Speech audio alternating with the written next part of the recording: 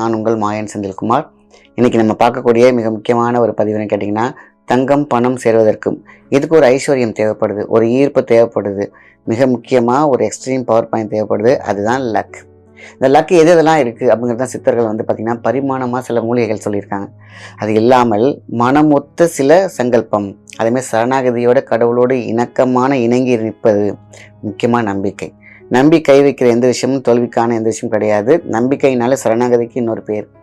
ஆக மொத்தத்தில் எதை வேண்டுமோ எதை செய்ய வேண்டுமோ அதை செய்யாமல் எதை நம்ம நிற்கிறோமோ, நம்ம மைனஸில் நின்றுட்டு பூவாசம் தேடுறோம், மைனஸில் நின்றுட்டு ப்ளஸ்ஸு, அதே மாதிரி சாக்கடையில் நின்றுட்டு பூக்கடையை நம்ம வேண்டி நிற்கிறது எவ்வளோ பெரிய தவறான விஷயம்.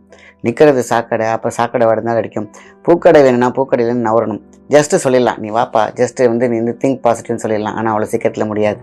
ஆக மொத்தத்தில் மனம் சார்ந்த மனக்கும் சார்ந்த மனம் ரெண்டுமே இணையான தொடர்பில் தான் இன்றைக்கி இந்த பரிகாரம் ரொம்ப அழகாக சொல்லியிருக்காங்க சித்தர்கள்.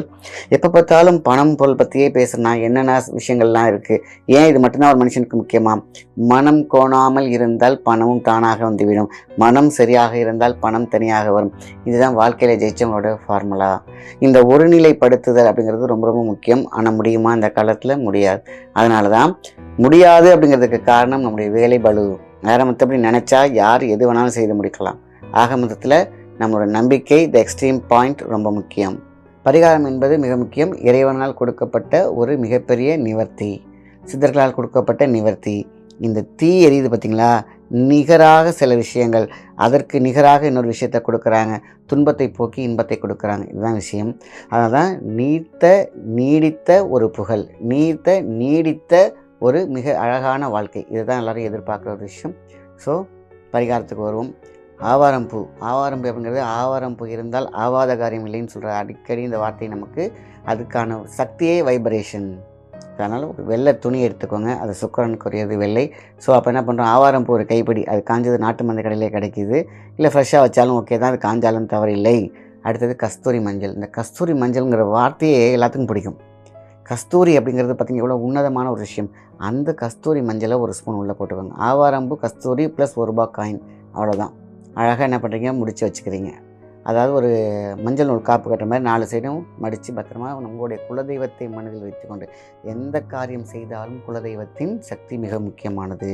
அப்போ குலதெய்வத்தையோடைய மனசோடு வேண்டிக்கிட்டு ஒத்து, அதான் சரணாகதியோடு நம்ம வீட்டு ஒரு டப்பாவில் போட்டு வச்சுக்கலாம், இல்லை கேஷ் பாக்ஸில் வச்சுக்கலாம். இப்படி வைக்கும்பொழுது தங்கு தடையில்லாத தங்கம், அதாவது ஸ்வரணாக்கிராசனம், பண ஆக்கிராசனம், அதே நம்ம மைண்டில் இருக்கிறத பைண்டாகி ஒரு இடத்துல உட்காந்துருக்கு பார்த்தீங்களா, அந்த பைண்டு ரெண்டுமே ஆரம்பத்தில் ரீவைண்ட் தான் தேவைப்படுது, ரீஃபைன் தேவைப்படுது. அப்போது ஒரு நம்மளுடைய ஃபைலை ரீஃபைல் பண்ணிட்டோம் அப்படின்னு கேட்டிங்கன்னா, பாசிட்டிவாக மாற்றிட்டோம்னா சாக்கடையிலேருந்து பூக்கடைக்கு வரதுக்கான அப்படிங்கிறதுக்குள்ள சேர்ந்துடலாம். மனிதன் மனம் வைத்தால் எது வேணாலும் மணக்க வைத்து விடலாம், அதான் விஷயம். இது சிந்தையோடு சிந்தை சிறக்க வேண்டும், அது பூவாக பூக்க வேண்டும், அதுதான் அருமை. ஸோ அதனால் என்ன பண்ண போகிறோம், இந்த பரிகாரத்தை வெள்ளிக்கிழமையில் ஆரம்பிக்கிறீங்க. யார் வேணாலும் செய்யலாம், ஆண் பெண் இருவருமே செய்யலாம். வெள்ளிக்கிழமை ஆரம்பித்து ஒன்றும் இல்லை, ஸ்ரீவசியம் அப்படின்னு சொன்னாலே பொதுவான விஷயம்தான். ஸ்ரீனா அத்தனையுமே சாவி, ஸ்ரீனா சாவி, வசியம் என்றால் அத்தனை உங்களுக்கு என்ன, ஒவ்வொருத்தவங்களுக்கும் ஒரு வகையான தேவைகள் இருக்கும். பணம் இருக்கும், பொருள் இருக்கும், என்னவா தேவைப்படும், அவங்களுக்கு வேலை தேவைப்படும். தேவை அப்படிங்கிறது பார்த்திங்கன்னா இன்றைக்கி கணக்கிட முடியாத விஷயம் இருக்குது. ஸோ ஸ்ரீவசியம், அதான் ஓம் ஸ்ரீவசியம் சொன்னாலும் ஓகே தான், ஸ்ரீவசியம் சொன்னாலும் ஓகே தான். ஸ்ரீவசியம் சொல்லிட்டு ஒரு 108 தடவை சொன்னாலும் ஓகே, இல்லைனா 27 தடவை சொன்னாலும் ஓகே. ஆக 108 தடவை சொல்லும்போது வைப்ரேஷன் கூட. எனக்கு நேரம் இல்லை அப்படின்னா அவசரத்தில் 27 தடவை சொல்லுங்கள், இல்லைனா ஒரு முறை 108 சொல்லிக்கோங்க. அதுக்கப்புறம் டெய்லி 27 முறை சொல்லுங்கள். இது எது செய்தாலும் நன்மையே.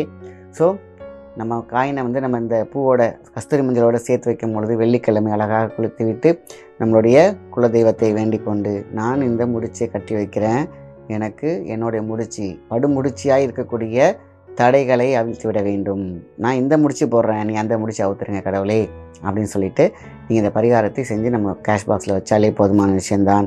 கண்டிப்பாக படிப்படியாக உங்களுக்கு வாழ்க்கையில் முன்னேற்றமும் உயர்வும் வந்துக்கிட்டே இருக்கும், பணம் பொருள் வந்துக்கிட்டே இருக்கும். ஆக மொத்தத்தில் மிக சூழ்ச்சி, மிக கொடுமையான வறுமை, மிக கொடுமையான தடங்கள், நம்மக்கிட்ட இருக்கக்கூடிய ஹெல்த் இஷ்யூஸ் எல்லாமே சரியாகக்கூடிய விஷயம் இதில் அடங்கியிருக்கு. ஸோ ஆவாரை பூத்திருக்க சாவாரை கண்டதில் என்று மருத்துவத்திற்காகவும், ஆவாரை பூத்திருக்க அடுத்தது கஷ்டமே கிடையாது, ஆவாத காரியமே இல்லைன்னு சொல்லிட்டாங்க.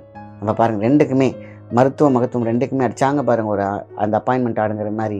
இந்த ஆவாரம்பூவும் கஸ்தூரி மஞ்சளும் சேரும்போது ஒரு மிகப்பெரிய ஒரு வைப்ரேஷன் இருக்கும். இந்த ஆவாரம்பூ கஸ்தூரி மஞ்சள் கெட்டு போகாமல் இருக்கிறதுக்கு நீங்கள் பச்சை கற்பூரம் கூட கொஞ்சம் சேர்த்து வச்சுக்கலாம். அதோட வாசமே வேறு. கஸ்தூரி மஞ்சளுடைய வாசம், பச்சை கற்பூரத்தோட வாசம், அடுத்தது ஆவாரம்பூவின் வாசம் எல்லாம் சேரும் பொழுது வாழ்க்கை மனம் வீசும். ஸோ இதை எப்போல்லாம் மாற்றலாம் அப்படின்னு கேட்டிங்கனாக்கா, ஒரு 3 மாதத்துக்கு ஒரு தடவை மாற்றினாலே போதுமான விஷயந்தான். அந்த 3 மாதத்துக்குள்ளே மிகப்பெரிய உயர்வு உங்களுக்குள்ளே கண்டிப்பாக வந்தே தீரும். மனம் தைரியமாக இருந்திருக்கலாம், எக்ஸ்ட்ரீம் பாயிண்ட் சக்தி மூட்டமாக இருக்கலாம், உங்களுக்கு அடுத்த ஜாப் கிடச்சிருக்கலாம், தேடிட்டு இருக்கிற விஷயம் கிடச்சிருக்கலாம், கண்டிப்பாக கிடைக்கும். இன்றைக்கி செஞ்சுட்ட நாளைக்கே கிடைக்கணும் அப்படின்னு நினச்சிங்கனாக்கா அதுதான் முட்டாள்தனம். நம்மளுடைய கரையையும் திரையையும் விளக்கக்கூடிய மிகப்பெரிய ஆயுதம்தான் பரிகாரம். முயற்சி இருக்க வேண்டும், அங்கே உழைப்பு இருக்க வேண்டும். ரெண்டும் சேரும்போது முட்டுக்கட்டையாக இருக்கிற விஷயத்தை தான் கிளான்ஸ் பண்ணுறது தான் உங்களுடைய பரிகாரங்கள்லாம். அதனால் முயற்சியும் திருவினையாக்கும் சொல்லுவாங்க. திருவினை அப்படிங்கிறது தான் நம்மளுடைய எல்லா வகையான சக்தியிலும் இறைவன் கொடுக்கக்கூடிய விஷயம். ஆக திரு என்றால் வாழ்க்கை திருவாக வேண்டும். அதனால தான் இவ்வளோ டீட்டெயிலாக இதுக்கு நான் சொல்கிறேன். பரிகாரம் என்னமோ சின்னது தான். நிறைய பேர் சொல்லலாம் சுருக்க இந்த பரிகாரத்தை மட்டுமே சொல்லிட்டு போயிருக்கலாமேன்ட்டு.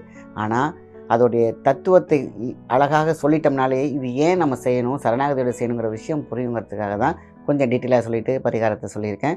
ஸோ என்றைக்குமே வாழ்க்கையில் வருவதற்கு நம்பிக்கை வேண்டும், தன்னம்பிக்கை வேண்டும், ப்ளஸ் சரணாகதி இருந்துச்சுன்னா நம்ம செய்யக்கூடிய எந்த செயலும் வெற்றியாகும். நல்ல விஷயத்தை மற்றவங்க ஷேர் பண்ணுங்கள். நன்றி, வணக்கம்.